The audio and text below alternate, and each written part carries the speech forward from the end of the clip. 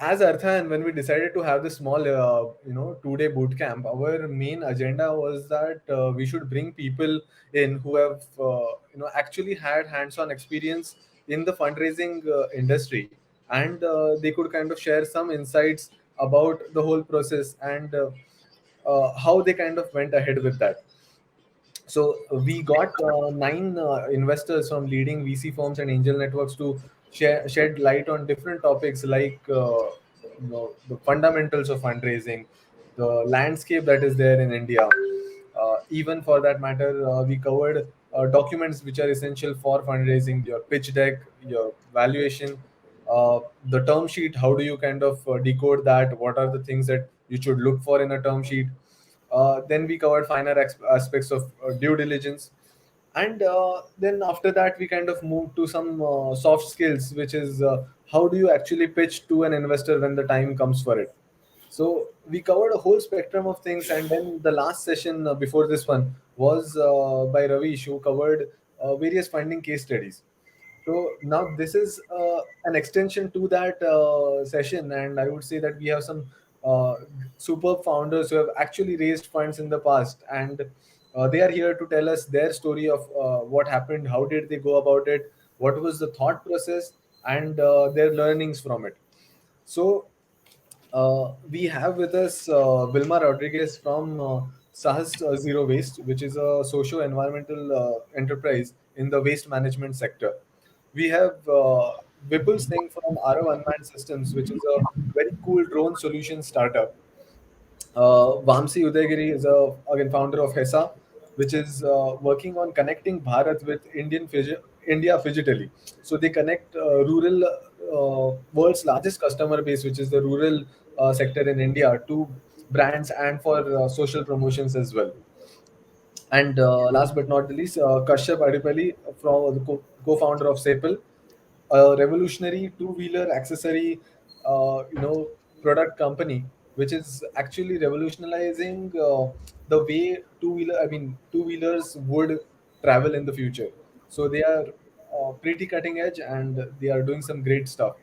So what I want to kind of do over here is I want the founders to introduce themselves and share some of their fundraising history, so that participants get a context of where you guys are coming from, what is it that you're doing, and what are the kind of funds that you have raised, and from whom you have kind of raised them. So Vamsi, would you like to start? Yeah.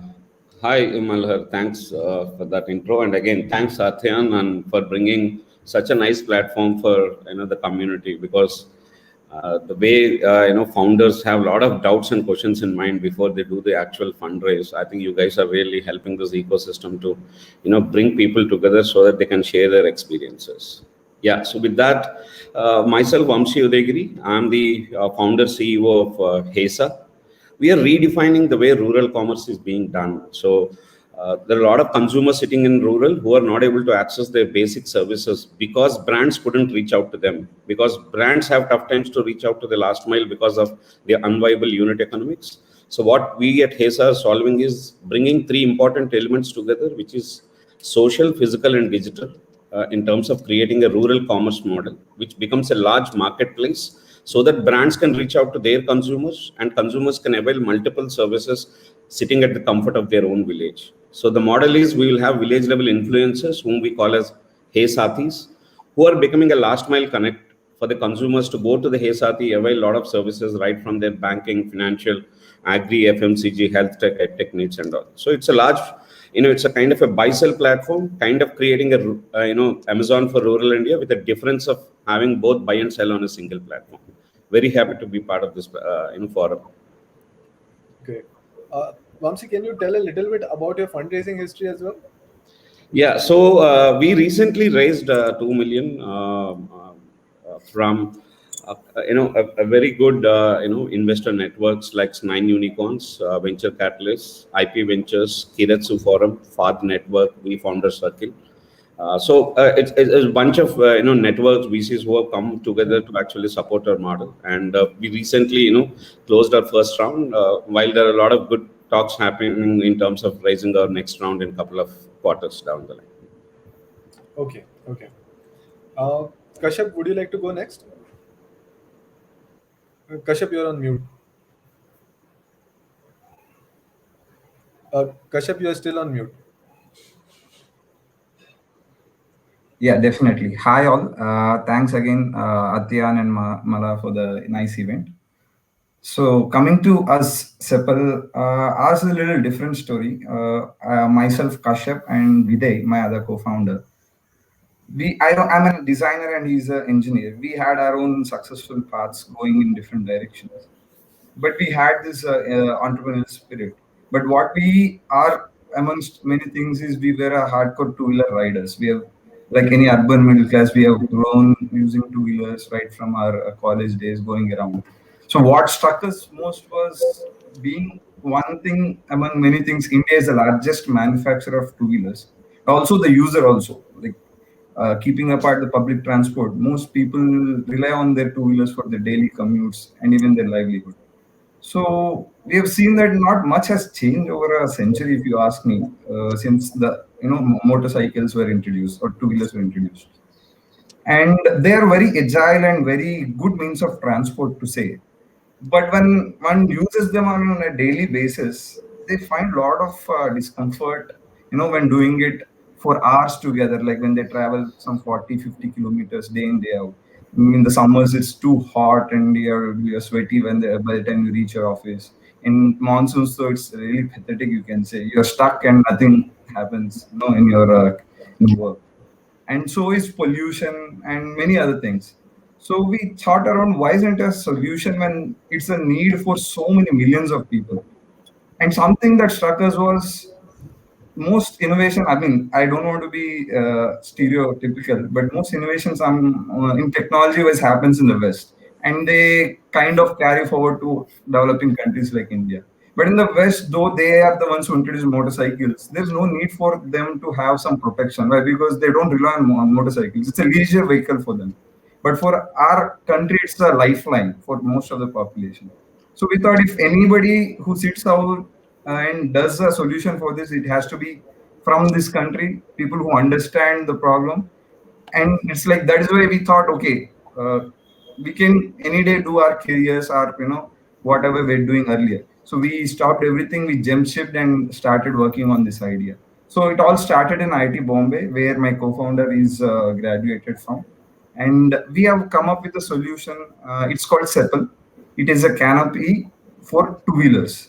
Basically, it's a shade which can be fixed on all the two wheelers, and it has a windscreen and a canopy on top. And once a person installs this, he is protected from all the bad elements like sun, pollution, rain, and all. So initially, we were appreciated by many people. Okay, this is something everybody will need. But there's a hard learning point we came across that in India, raising a hardware funds for hardware startup is not so easy. So that was a big lesson we learned. And there were times when we used to pitch for so many VCs, so many angels, but nothing really worked out. They definitely showed interest that, okay, this makes sense, but didn't come forward. So there's a big learning curve we had. One thing was business model. Like, being a hardware startup, I think even Vipul could second me on this. It's easy for many other developed countries to just copy and do something, come up with a better solution. Though the market is here, they can come up anyway better than us. So we learned that just a pure hardware startup doesn't stand a chance for interest for angels or any kind of VCs. So then we worked our heads around, and then we made our product smart.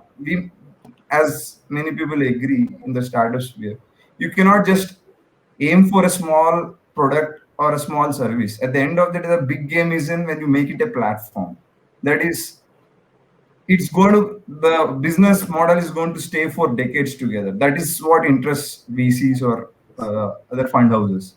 So we then developed our product into a smart device, not just the hardware. Then it has also IoT functionality and helps the rider move into the 21st century with all his infotainment needs and his necessities to stay connected.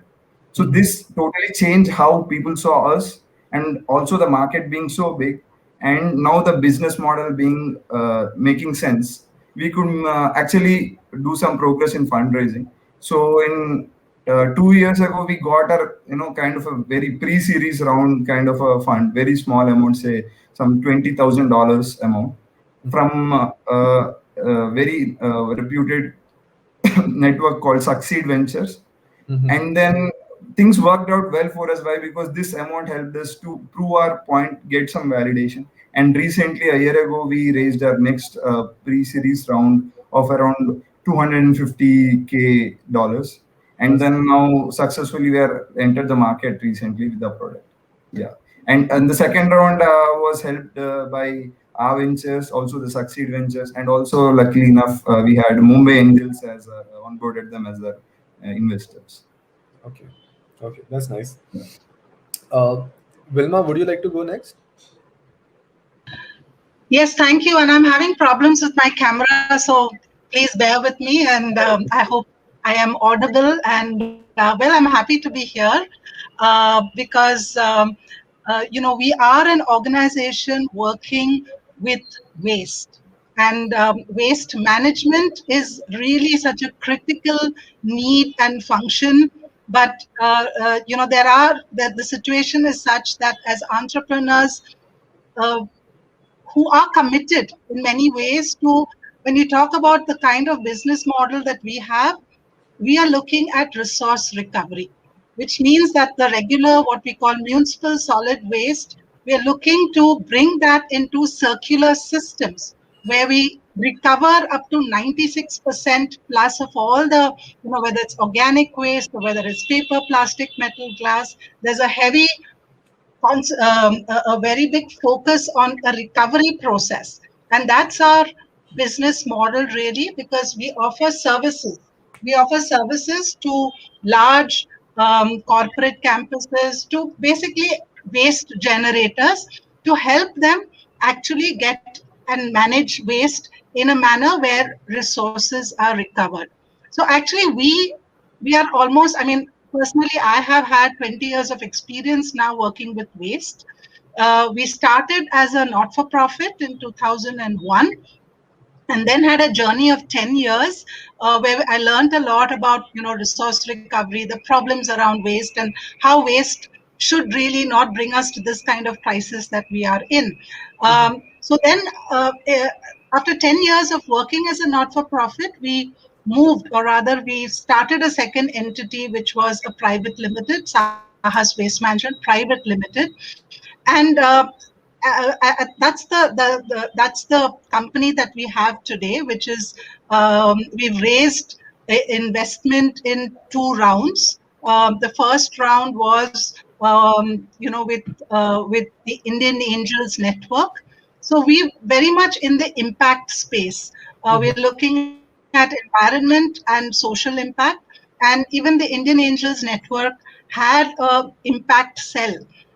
And we were lucky to get the attention of investors who were part of the Indian Angels Network, who understood this resource recovery and circular economy systems which are required. And then in a second round, we also raised investment from other impact investors. There is Artha, there is C4D, Asha Impact. So these are our investors today, and we've raised altogether about just over $1 million. Okay, okay, that's nice. Vipul, would you like to? So Vipul is, I think, working on some cutting edge stuff with the drones side of things. So would be super interesting to hear his story as well. Yeah, thanks a lot, Malhar. Thanks a lot to Arthayan for having me here. So, as Kashyap was also saying, that hardware is hard, and getting funded for niche category hardware, that too when you are one of the firsts in the market, is extremely hard. So we started our journey in 2013, and at that point of time, there was no understanding in the market, either at the user end or at the in the VC community, about the concept of drones being used for any enterprise or civil application. Drones were assumed to be by default these tools for defense application. So that was the time we started, and we built drones for enterprise applications. especially use cases which have to deal with sustainable futures. So we serve enterprises in the sectors like infrastructure, mining. We build solutions for forest conservation, water conservation, sustainable urban designs. Again, we do a lot of stuff from the drone, but we also do a lot of stuff from the data which is acquired by the drone. So as a company, we are value addition is not limited to only building these intelligent and complex drones, but also to be able to extract the analytics and intelligence out of the data which the drone collects. So that way we deliver the complete end-to-end solution. So one of the major challenges which we face in the beginning is to be able to find people who understand what we are doing. Okay, because compared to the time at which we were ahead of time in 2013. What we were doing, no one was able to imagine what potential it can deliver. Now drones have become a very common buzzword in almost every sector, and people have also got pretty much aware about the potential they can deliver. In fact, the government, the VCs, the industries, everyone wants drones to be integrated to their processes in one or the other way. And it's adding a lot of glamour as well in many activities which the people are doing around. So in fact, none of the marriages today complete without having a drone to fly, right? So at that point of time, that environment was not there. So it was pretty hard for us to be able to find people who can understand the technology, because it's important to understand the technology first, and then you will be able to understand what potential it can deliver in the future. And expecting that from the VC community, that too at early stages, is pretty much a difficult combination to find. But we were lucky; we could find people who are looking at disruptive deep tech and were looking for something out of the box, which talks about 5 years down the future, not only 1 year or 2 year down the future. So we could raise funding after a lot of struggle for a couple of years. So in total, so far we have raised close to $2.5 million in various rounds. We have done 3 rounds, but we also learned the hard way is that the funding doesn't happen as and when you want, but the growth has to go, and you have to survive. So we also learned how to have a sustainable business, even though while you're making a very resource-intensive solution, which requires a lot of resources, a lot of skills, people, and it has to be executed in timely manner, because otherwise anyone else from the global market will come and overtake you. So one of the learnings which I would like to share with our viewers today is that how do we really also ensure that the funding, when we say funding necessarily cannot just come from the VCs. Funding can come through other resources as well as from your own business. So we could establish that balance and ensure that for our survival and our runway, we are not dependent on a VC funding. However, for escalated, or I would say accelerated growth, we ended up using VC money. So that ensured that we are not raising funds in desperation, because that's the worst thing a startup can do, raising money in desperation, because that's where all the mistake happens. That's where all the combos go wrong, and you end up getting into a long-term or complex situations with your investors, because maybe you overlook a few things. So yeah, that's all from my side. I look forward to a good discussion today. Sure. That's pretty interesting. So I would like to kind of start off with the questions and break down the topic into steps that I think our viewers can really take value from. So one question comes to my mind is that when do you kind of realize that your startup needs funding and you should start working on it and start approaching investors? So for example, Wilma has been in the industry for quite some time. So Wilma, what was your inspiration for kind of going for funding at a particular time, and maybe not before or after that? Yeah. So the reason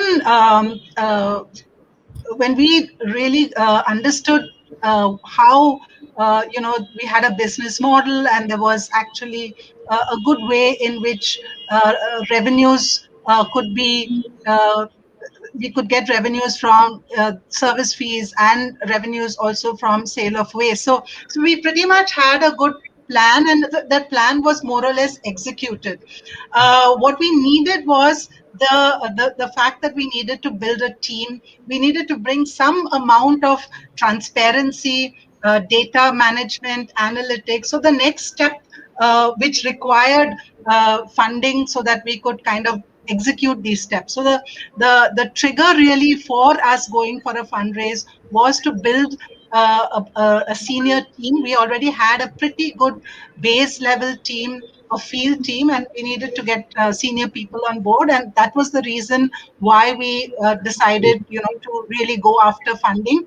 Also, the fact is that we had done most of the work in Bangalore, and we wanted to have teams also in other cities, Chennai and Hyderabad. We still looked at South India, but we wanted to look at other cities.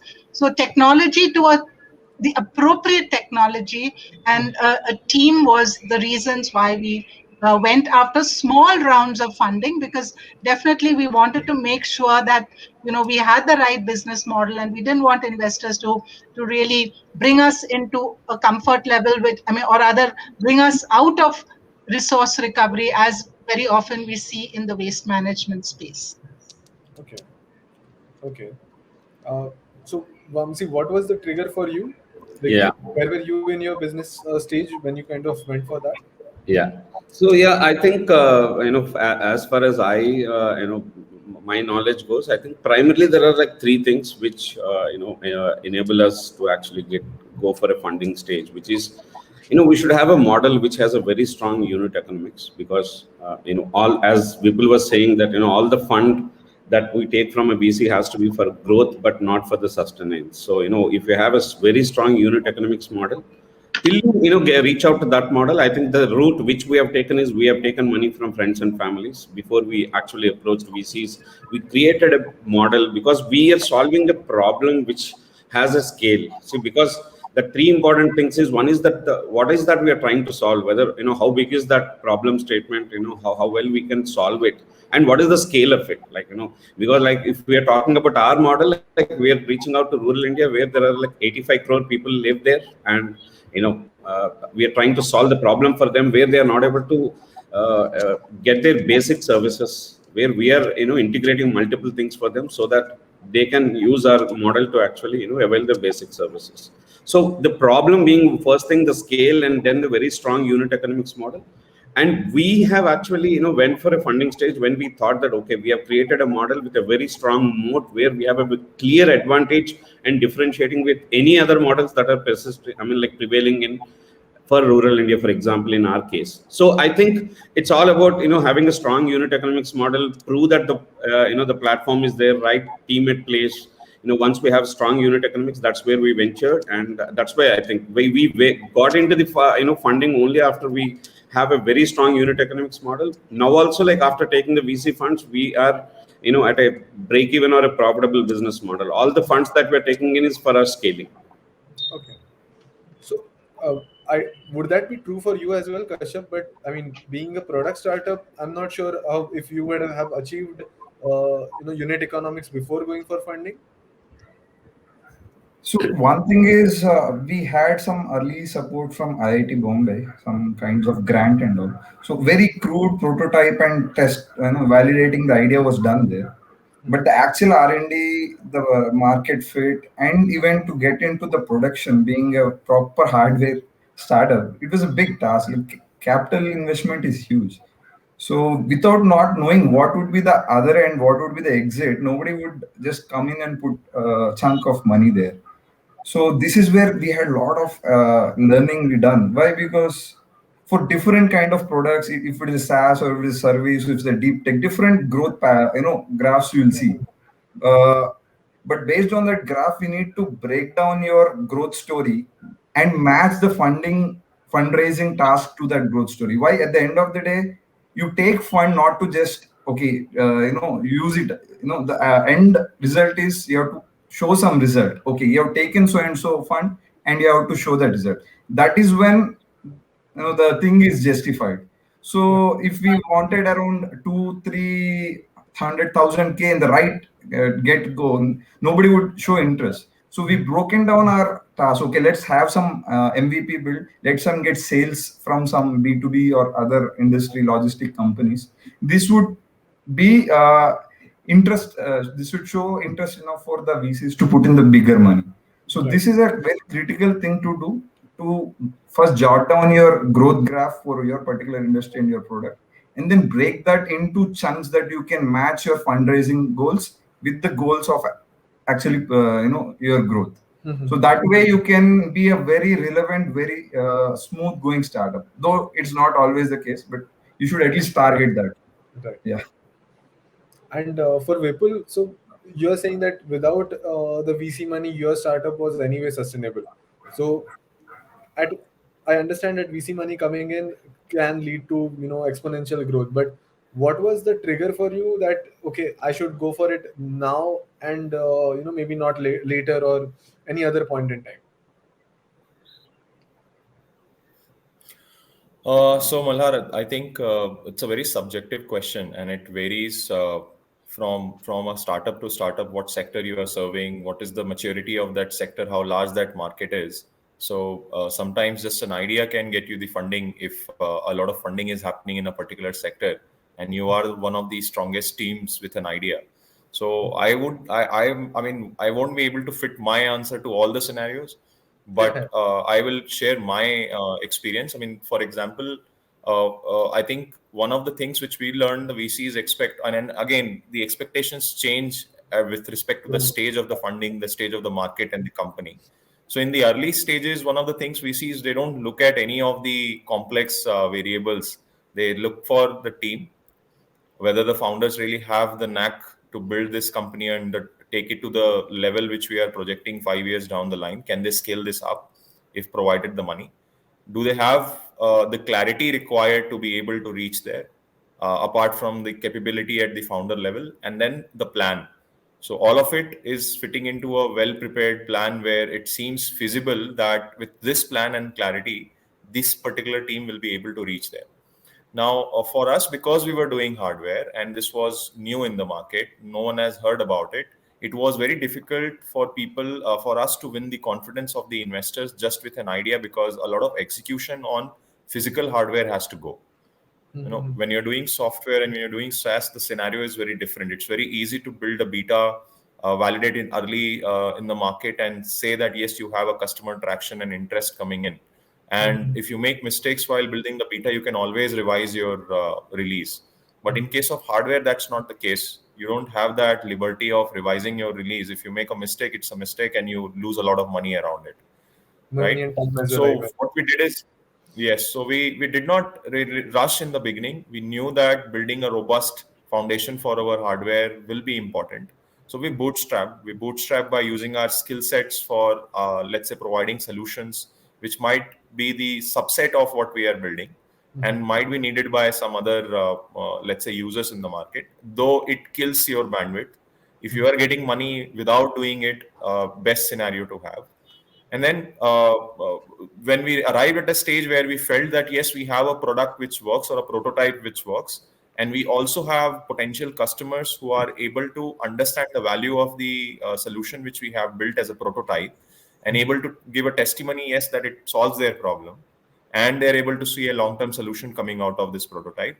I think that is the time when you are ready to convince the investors, because you are fitting into all of it. If you're a good team, you are anyways fit into their expectations. But most importantly, you are able to validate your projections and your story with a customer testimony. And in that is what, if you're able to do in a, let's say, complex solution where hardware or any other complex solution is involved, which doesn't exist as a reference, that solves a lot of problem for yourself. Because a lot of time, especially in a country like India, VCs do look for a validated model, something which has been done by someone else in some other part of the world. And that becomes a very complex scenario, because if you are innovating or creating something for the first time, Would you compare it to what would you something? really refer? Right. Exactly. And I think that is what is now happening as a change also in the market, because any model which is being used in the West cannot really fit into a country like India. It has to be reimagined and redesigned for fitting into the Indian market. However, on the unit metrics side, I think what investors look for is your long-term vision and your short-term tactics. That do you have a long-term vision that what and where this solution will go 5 to 10 years down the line, how big it will become? And do you have your short-term tactics in place to define that journey into small milestones? And with the current resources which you are asking for, can you really reach the next milestone? So that story has to be in line, because a lot of times founder miss to establish the clarity. A lot of internet research is good, but then it also dilutes your clarity if you're not having your own organic plan. Okay, Right. because then you start fitting your business into the very generic parameters, which may not be the case for every type of business. So that's what we learned, that we are not a generic business and we cannot fit ourselves into the generic parameters. So we should stop looking for even VCs which are looking for generic parameters, because it won't work. We will end up just wasting our energy. Okay. And then at the end of the day, as a founder, you have to be clever enough to identify whether you have options or not. So at the end of the day, you need money, right, to go to the next level. So even though you have like all the ideal choices that I should do this or that, unless you have a couple of options, you can't choose anything. So if a situation comes where you absolutely need money, take whatever is on the table. That's what I suggest. Okay. I want to hear what other panelists think about this, line of thought. I just want to add one thing. Vamsi, please. Yeah, sorry, Kashyap. So, see, I think I agree with people again on this, because it's always, it's all about like, what we want to do in future versus what we need at present. So, depending on the situation, again, as I said, depends on the industry, depends on the founder, depends on the kind of stage at which we are. But I think whatever money that comes in, I think we should be able to take it. I think I completely agree with that point. Yes, but again, it's not only about the money. Again, as I said, it's about the situation in which we are, because it's not only about the money that is coming in, because the right kind of an investor who is coming with, his own experiences, how well you can collaborate. And as per me, I think investor is an extended co-founder. So, I mean, like if you have a very strong, extended co-founder team in form of an investor who understands your business and scale it, nothing like that. But I think depending on the situation, I think it's always a good idea to take money if you have figured out your unit economics and want to scale further. Kashyap, you wanted to say something? So, being the youngest of the panelists, I have one different perspective of funding, especially the early stage. So early stage funding, we shouldn't look at just as the amount of money we are raising and what it does to us. You can say it as an entry ticket into this ecosystem, because maybe Series A, B and all, then it's totally different based on like what others were telling, what is the situation, what is your industry and all. But the first seed round, the pre-series round, you must take the call very cautiously, though the valuation may be here and there, it's not what you wanted. But the investor who comes in should be strategic one. Why? Because there's a lot of hand holding you need, how much ever your experience you feel, because they are the ones who are going to push you through this ecosystem to the exit which everybody wants or is looking for, right? So at least first couple of rounds, choose them wise. Don't need to too much be bent on the valuation. If they're right, they're seasoned investors, you are on the right track. Yeah. Okay, that's an interesting perspective. Vilma? Yeah, I would say that, we also, as founders, we kind of mold our businesses, and we are very clear about what is it that we want to achieve, what is the problem that we are trying to solve. Now, we have to be careful, because very often the investors may not be aligned with that goal and target and that impact that you want to bring. So you have to be very careful to make sure that the investor is looking or understanding the business like like the founder, because very often, especially when you're looking at platforms, crowdfunding platforms, there are multiple people as part of that platform. The kind of support that you need may not be available, because they're just there with so many different businesses that they support, and very often then there is that pressure to deliver top line, to deliver to deliver mainly on the top line, and of course also look at the bottom line, but to just speed up that whole process of growth. Yeah, and sometimes our ecosystem, especially in waste, is not quite there. To get customers to pay you the right price is a very difficult thing. So therefore you have to make sure that the choice of the investor investor, the alignment with the business, the pushback. As founders, we really have to push back on investors who then start just talking about growth when growth is really not the kind of growth that you want.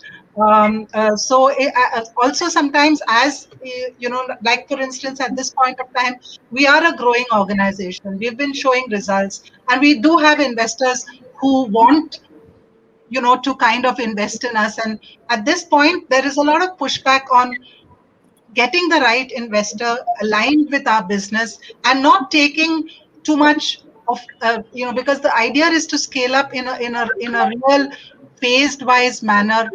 Sometimes too much of money is just not good for the business. So that caution of making sure that your team is equally aligned, your team is not there to just kind of go along with what an investor says. So as a founder, we really have to have good control over the kind of use of money and the kind of monies that we take in the first place.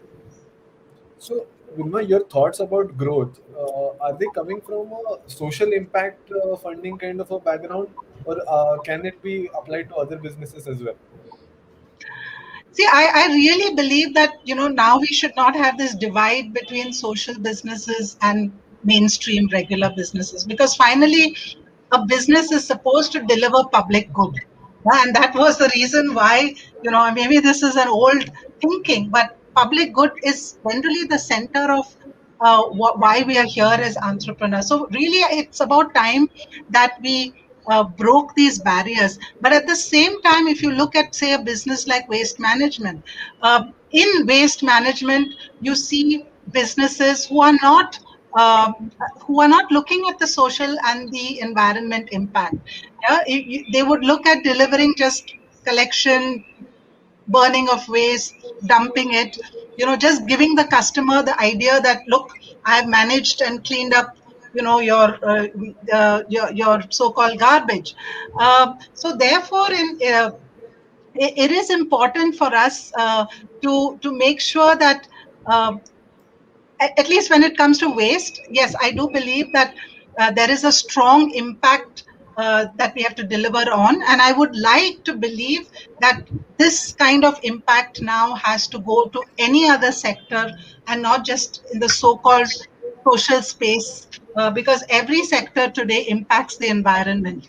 And very often now, when we are looking at growth and not taking into account the environment aspect, that's something that should change. And I suppose many of you would be aware of the climate crisis that is happening around the world simply because of our obsession with growth. And the conversations that are happening today around the world is actually degrowth. Yeah, because we're talking about how GDP growth has really brought us to this situation, how the measurement of GDP growth has been flawed, and therefore we have to look at a different way in which we are measuring growth. I recently saw a very funny cartoon on New Yorker where there are two people on a deserted island and everything is burning all across, and the founder is telling the investor that, see, at least I got the shareholders a good valuation, and everything else is kind of is down in the ruins. But I think I understand where you're coming from, and it's a pretty interesting line of thought, and I think many more founders should kind of inculcate that. So one more thing that has come up in this conversation is that now, uh, as someone who has not done funding, would the startup founder look at investors just from the point of view that this is the amount that is going to come in? Because you guys are saying that they should be extended co-founders, there should be strategic tie-ups. So can you kind of build a the right investor according to you? What all qualities and what should the investor bring to the table according to you? Anyone want to kind of take this up? Yeah, Vipul. Yeah, so I would say there are many things which one might need from an investor depending on the stage at which you are raising money. But when we talk specifically about the early stage, and I completely synchronize on this with Velma, Kashyap, and Vamsi, that generally what happens in the beginning when you are at a very early stage, you are on very high horses about your idea and the potential it can deliver. Every founder feels that their idea is unique. So what is important is to understand the difference between value and valuation, because sometimes we miss to get the best partners in our journey just because we are chasing a certain hypothesis of valuation in our mind, that I need at least this much valuation.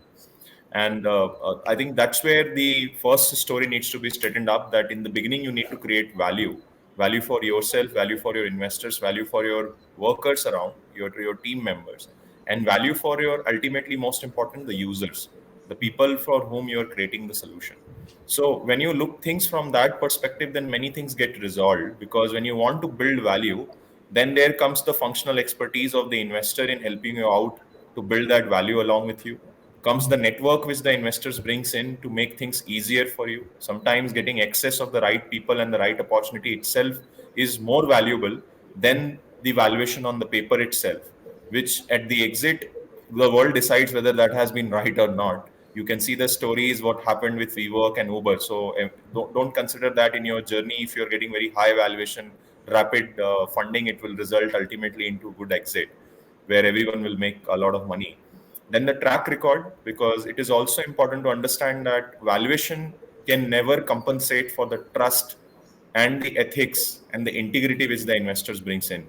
Because obviously there are a lot of VCs, many of them are startups, many of them are doing it for the first time, and many of them are there for different reasons. Some want to build value and impact in the market, solve genuine problems, and some are there just to make money.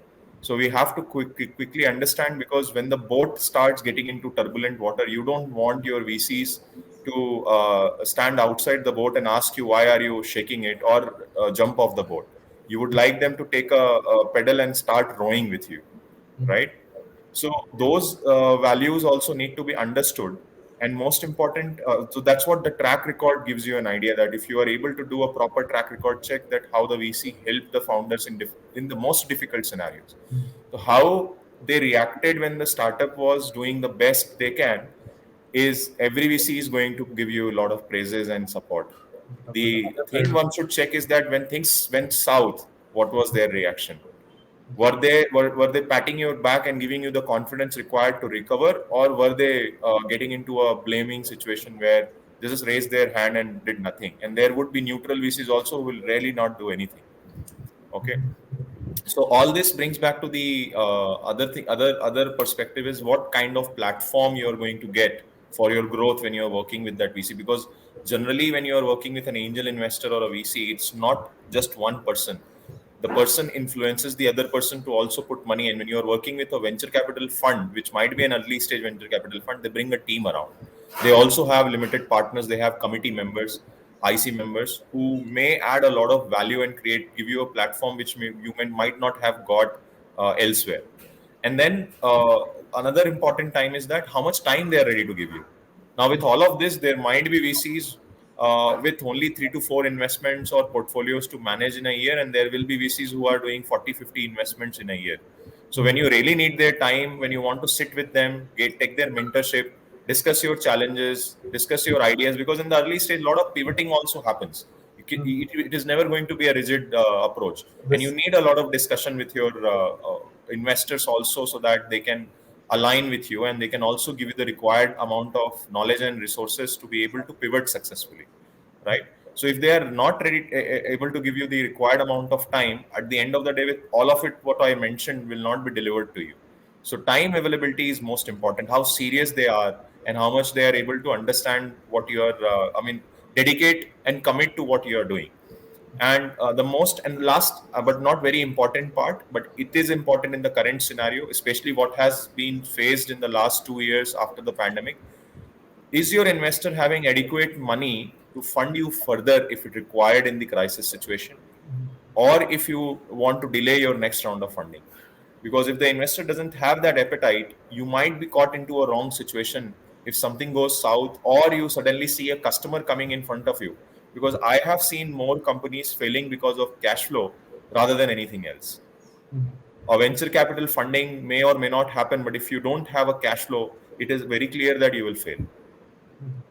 Okay. So if your VC has enough money to give you a booster dose whenever required, then it solves your lot of headaches. So you're not always desperate to raise the next round of money. You're more desperate to build the business which is required in order to reach the milestone for next round of money. So that's what I would say are a certain set of primary list of items. However, it's a complex story, so you have to adopt as per the requirement. Right. Vamsi, what do you feel you would look for? I mean, would you like to add anything to what Vipul has said? Because his answer was quite comprehensive. I think he covered many aspects of the right investor. Yeah. So added to what people have said, I think, I mean, again, I can talk from my point of view, which may be true for others, not true for, in certain cases. But see, the thing is, our model being a collaborative model, so, it has actually worked well for us, because any VC or an investor we reach out for funding. Before the funding comes in, we would have get some 4 or 5 business connects, because one of their portfolio companies or one of their investors would have a rural would like for a rural reach to happen, and that's where they try to interact or integrate with us, and things worked out for us.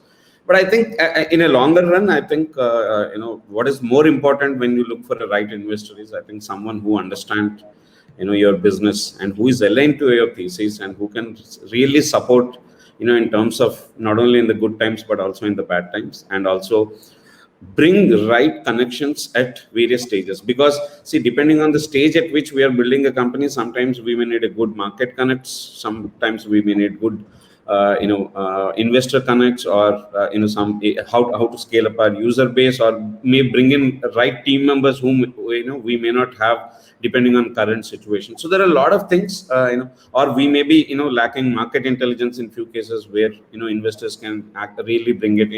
Luckily, I think the investors with whom we are working, I think it's a good combination of good collaborative efforts which is happening, and I think a combination of all these things would help in terms of it's all about an investor who really that's why I said he's more of a co-founder, extended co-founder, because I think if that is there, I think a lot of things will be solved. Yes, there will be a lot of challenges in terms of gaps in understanding our scale at which we are going versus they may be into different things, but it's, as a founder, it's our duty to educate them, help them understand that okay, this is what is relevant for the business, good for the business, and I'm sure if it works out, I think as a combination it can really help to scale further. Okay, so one different kind of a thought I would like to ask Kashyap and Vilma over here is that would you two consider investors as extended co-founders? Would you consider that as a benefit for your startup, or as a hindrance in some way where they are getting in the business side of things for you? Like, how would you see that? Yeah, I would,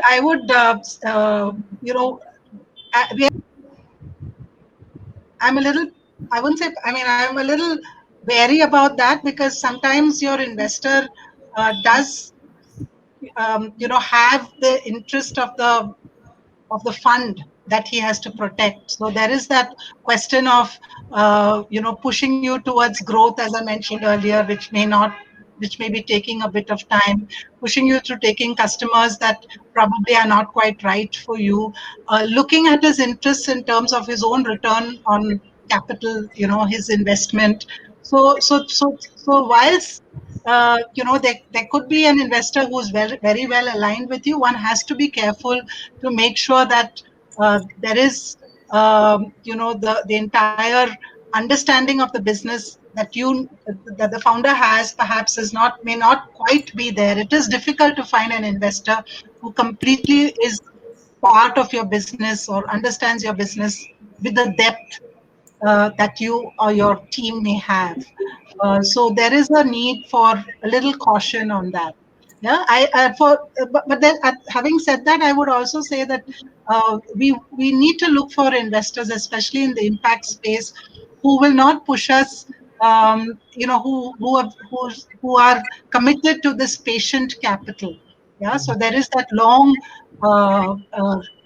kind of time frame that you have to prove the business, and at the same time they have to be also excited along with everything else which is business related, they have to be excited with your impact.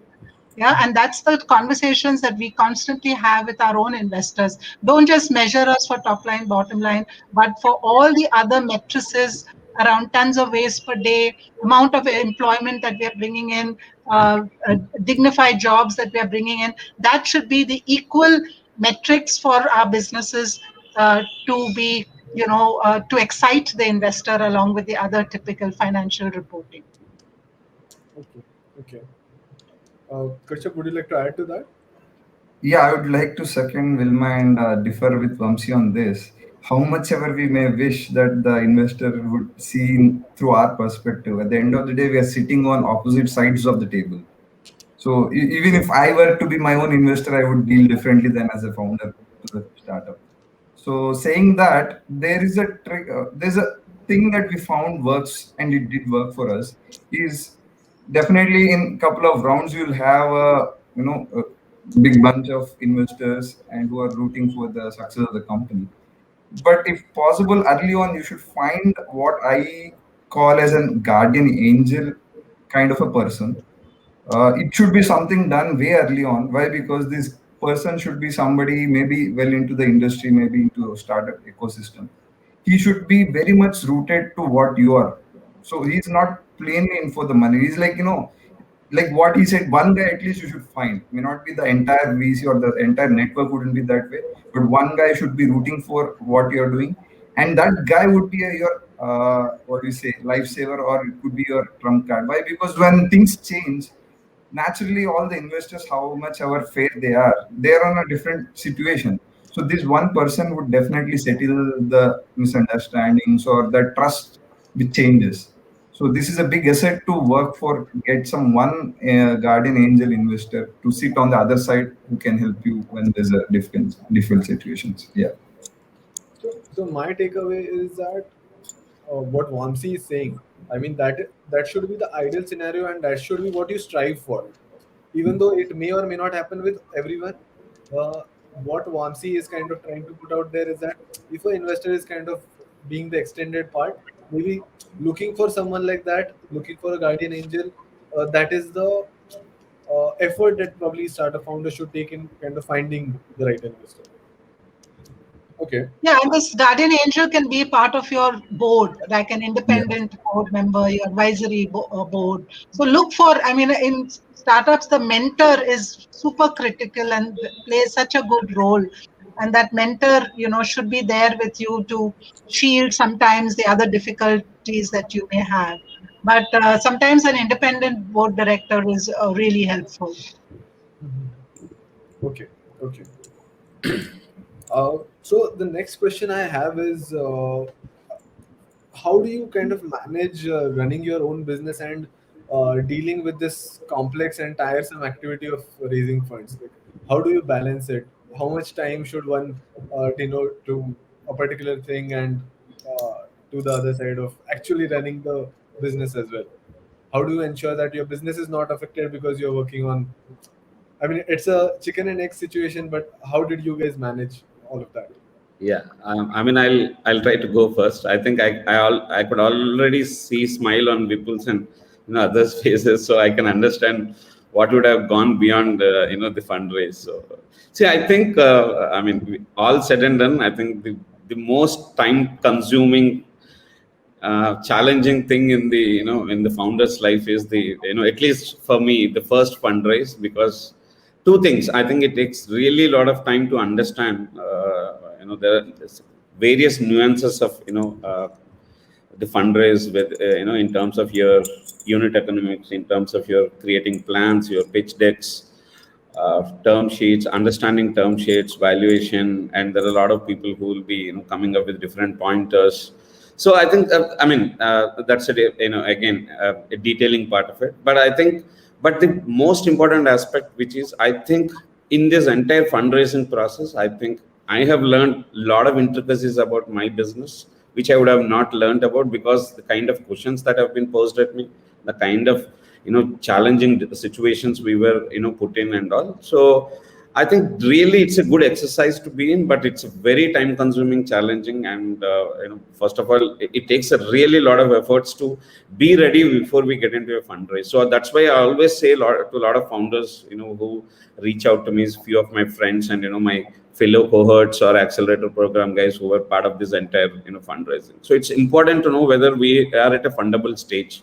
Then only better get into it, get equipped with all these things. I mean, it's a continuous process where you have to continuously learn a lot of things of lot of new those documents that you need to prepare. But I think if the basics are right and if you have a clear understanding about what is coming your way, I think that's the right time to actually pitch in, so that we are well prepared before we go to the fundraise. Vipul? Okay. So I think this is something which is a teamwork, I would say, for any startup. If you have co-founders, then you need to very clearly define who's going to put time on what. And as one of the founders, if you are having multiple founders, then as one of the founders, you have to accept that the business is also raising money. Okay. The moment you start differentiating between the business and raising money, it will never sound easy, and it will never be easy. The business is actually raising money. One of the business you have to deal with as a founder is to be able to generate resources. Resources come from either the revenue or from the money which you raise, either in the form of debt or equity, whatever. One of the things I have noticed why founders face a lot of challenge, and we also face in the early stages, is that we don't know enough about it. So the jargons, the financial systems, how it works, what are the various variables, dynamics to look for. Okay. So in fact, in the beginning, we were like very confused with the pre-money and post-money valuation. I mean, what is that terminology all about, right? So you have to read about it. So you attend a session organized by someone like yeah, so you have to attend sessions like these, what we are having today. Get yourself exposed as much as possible. Read a lot of books. There are really, really good books written by good entrepreneurs. Read a mix of experience-based books and completely financial books. I think one understanding which the founder should develop in the early stages, while they spend a lot of time building the product, they should learn how finance works.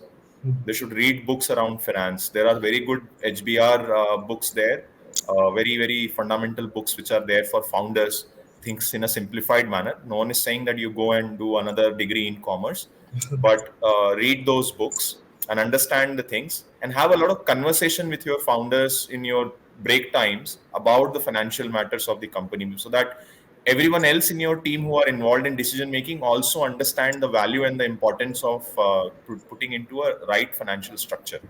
Okay. And then the last and the most important part I would suggest is that there is no shortcut to hard work.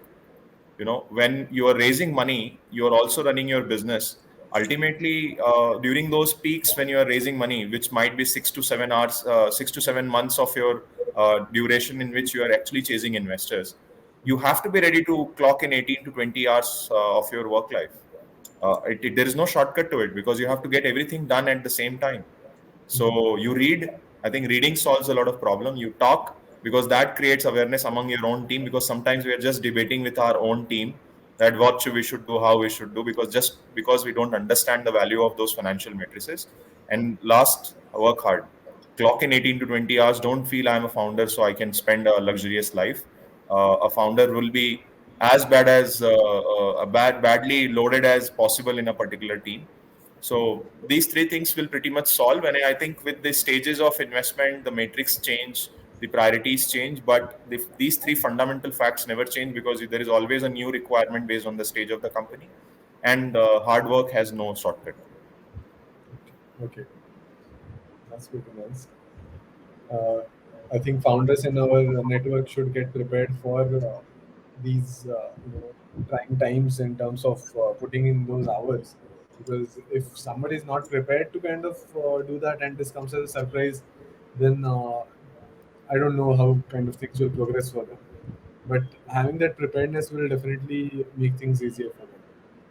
So, Kashyap and Vilma, how did you manage your time when it came to running your business and going ahead with the fundraising? So I would say that the fact is that networking is a very important part of everything that a founder does. So that is something that we also enjoy doing as founders. We are, given that opportunity to attend so many different accelerator programs, or just generally meeting people, and in that process you always get connected to people, and the right investors also come along. So networking has to be part of the business, and in that process you open up the doors also for potential investment. So that has been the route that that I have taken personally. Made sure that just constantly using social media, reaching out to people, meeting people, going to various different forums. That's not really an investment as such. I mean, it's something that you do as part of your business, and that's how doors got opened also for investments. Okay. Okay. So we early on realized investors are as much as stakeholders in a business, like your customers, your team, your collaborators. So it's not that one-time thing. You have impressed an investor, you got the funding, and you can forget about them. You have to take care of them, in the sense you have to be available for their interest in what's happening. If there's a format with that particular VC or the angel network, you have to keep updating them. The same as you do for your customers. You have an existing customer, you try to upsell. You have a product, you keep in touch with them. You don't lose that contact. Same is your investors. How small the number is, or how small the funding you have taken, you need to have at least one founder working on that, or have a system where they are being updated and you are available. So what we done with Sepal is, Vijay is from IIT, so he has that networking reach and that approach that people would want. So he is the guy who goes and meets new guys, new investors, and once they're onboarded or they're interested, I take up engaging with them, giving them updates, and then when they're part of the company. Yeah. Okay. Okay. And typically, how much time does a funding round require if it is at a seed stage or a pre-series A, as per your experience? So I would like to start here, because one of the most toughest things we have done is, just to give comparison. There's a recent movie of South Indian actor Surya, where he plays the role of founder of that uh, airline company. So there he mentions, if any of you have seen that, he mentions that he is rooting to approach around 30 VCs or like 30 entities. So in our case, when Contest in reality, we approached close to about 200 plus entities, angels, over a span of 1.5 years. So it's not easy. It's really not easy. You are supposed to be here for the long haul. And as Vipul and Vamsi told, you need to have some plan where things keep on working, things keep on cooking. It's not that, okay, funding is not there and you're just stuck there. It doesn't work. You have to do, and then simultaneously funding thing has to happen. Okay. Yeah, it takes around a year, 6 months, 8 months to a year, I would say. That's the kind of time that we took. But in our second round, we also did it in two tranches. Like, we raised a bridge round, and because the other investor had some certain issues and was getting delayed. So at least we kind of had a bridge round to help us in the interim period. So that's also possible. Basically, once your business plan is really accepted by good investors, or well-known, or solid kind of investors, then it is possible for you to get the attention of other investors as well. Okay. Okay. Yeah. So, what I feel is, yes, I think time frame is anywhere between 6 months, 8 months, like that average.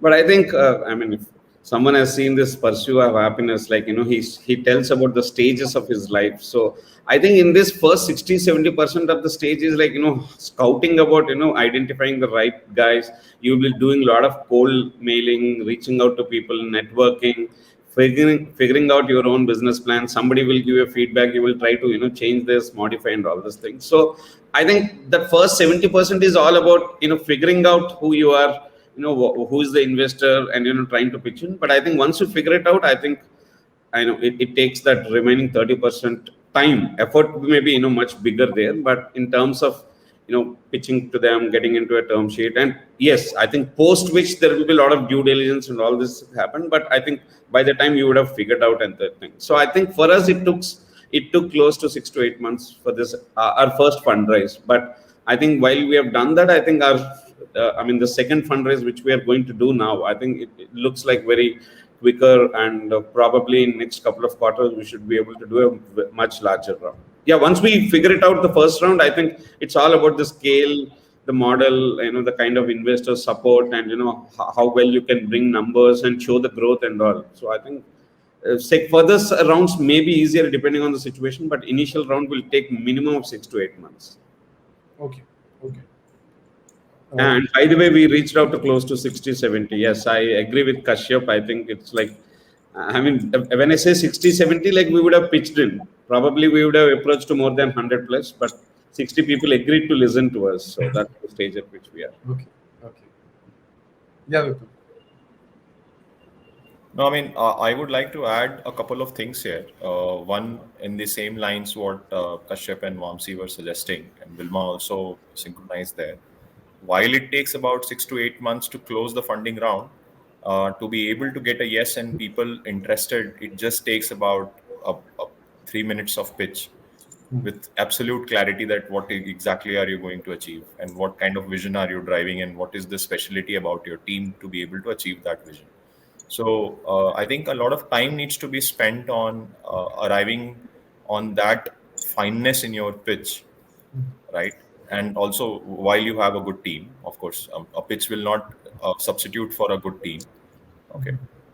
And that makes people really interested about your solution, because if that is the case, and even if you reach out to 50 or 60 VCs in the beginning and you give them all a small short pitch deck, it makes things very easier for you to get initial interest, because then it is a matter of due diligence, the matter of digging deeper into your details, how well you are planned and all that. Initially, it is important that you get people interested, right?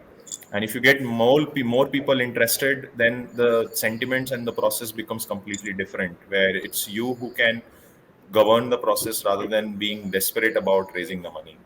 Okay. And little off the track, I was also mentioning while we were talking about the previous question around how do you really manage both business. I think I mentioned one thing about reading. So allow me, I will just basically suggest or recommend 3 important books which I found very valuable for myself. So one which I feel any startup team member, either you are working as team member who's not a founder or a founder, should read. One is 0 to 1 by Peter Thiel. Gives a lot of clarity about multiple dynamics of a startup from early stage to late stage and how the world looks at businesses. Then the second book is Hard Things About Hard Things by Ben Horowitz. So he's the same Andreessen Horowitz guy, okay, who was also the founder of Netscape. So he has talked about a lot of tactical and operational challenges and how to deal with them as a founder in your company. So if you read these books, they are all basically exposing the experience of various founders and how they were able to deal with it. And that solves a lot of problem for you, because then you already have a reference and a story to relate to. And on the financial side, there is a book called Financial Intelligence for Entrepreneurs by Harvard Business Review. It puts things in a very simple manner, talks about balance sheets and all, which people like us who come from technology background can understand and digest. So these are 3 books I would recommend that every founder should read in the beginning days, so that there is a certain amount of clarity already established. And then as you go based on your requirements and interests, you may read many books, but I feel reading solves a lot of problem. Yeah, just to add what Vipul said, I think fineness in the pitch is, I think, very important. In fact, initially, probably I have to admit it, I used to attend any VC, or any network for a meeting, because I think that also becomes a practice in terms of, making our presentations or, pitch better. So I think, it worked out with us, like, 2-3 investors who were not interested in when I pitched it first time. I think, after a couple of months, when the same investors were, happy to actually associate because of probably the finesse in the pitch that has happened after many pitches. And yeah, added, I mean, Vipul said books. Definitely, I think these books are of a great help. Added to that, my personal experience is I have a very good, mentors and advisors who have really helped us to understand various nuances of this entire business thing. People who have been there, who have done it, or people who understands this entire ecosystem. So I'm blessed, like, we have those kind of mentors and advisors who have really helped us to understand a lot of nuances about this entire fundraise, as well as helping to scale the business. Right. So we are working closely in this sector, and the problems that you guys have mentioned in terms of the time required to reach out to many VCs, the response that you get out of it. So we have launched a tech platform. It's in the beta version, where as a startup founder, you fill in your key business details, and as an investor, you fill in your investment thesis. And the platform matches both of you, and the investors who are looking to who find your startup interesting enough, they approach you, and then the conversation starts. So over there, the onus of getting the analysts of VC firms on board is on Arthayan, and you as a founder can kind of save a lot of time by just putting it out your details which you are kind of working on in terms of your business, and the platform does the matching, and you get the first message from the investor, so you know that they are interested and they want to kind of have a fruitful discussion with you. No, I So think that's a really appreciated, work. In fact, another suggestion for any founder is, I think there are a lot of people in the ecosystem who supports us in terms of connecting to the right, partners and players. And one such interesting platform I have found out is, Arthayan. So definitely, I think these kind of platforms are, people who have a lot of connections help us, because that saves a lot of time, because it ultimately that you need that 3-5 minutes where you really have to convince that customer. But if somebody else is solving that problem of finding the right person in the investor team, I think that really solves a lot of time and efforts. And what we have kind of done over here is that we have kept absolutely zero success fee. So typically, what is happening in the market is that consultants are coming on board and they are providing it as a service. And when the funding goes through, there is a success fee that many of them are charging. So what we are trying to do over here is that we want to democratize the whole process. And again, what we believe is that founders raise funding for themselves. It is the product or the service that you guys have built through your hard work which is going to get the right kind of funding. So we just act as a bridge, help you in cutting down on the time, and it kind of helps both the sides of the marketplace, right? Even in terms of investors, if you put yourself in the shoes of an investor, getting proposals which are not relevant to your investment thesis, you are going to end up spending unwanted time on just reviewing them. So what the platform does is it provides you with relevant proposals, and you can initiate conversations from there.